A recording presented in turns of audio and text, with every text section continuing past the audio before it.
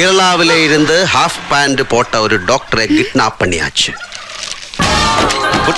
குத்தடி புடவ சுற்றடி சிக்கம் சிக்கம் செய்த பெண்ணை சிக்க சிக்கா.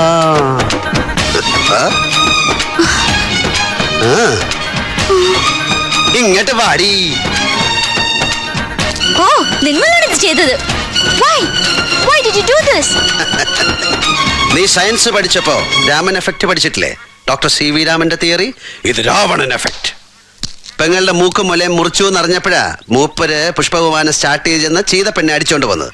ജനകന്റെ മോളല്ലോ ചീതപ്പെണ്ണ്, അവളെയല്ലോ രാവണൻ തമ്പ്രാ അടിച്ചോണ്ട് പോന്ന്.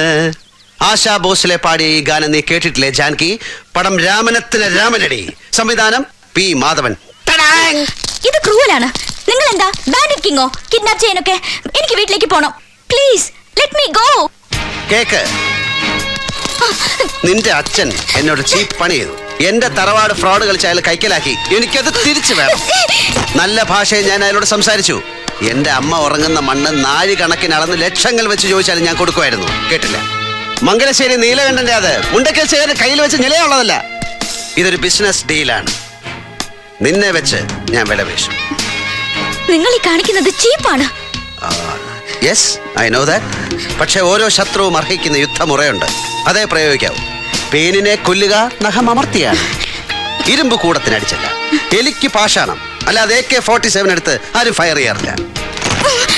നിന്റെ തന്തപ്പടിക്ക് നീ ഒരു ദൗർബല്യമാണെന്ന് എനിക്കറിയാം.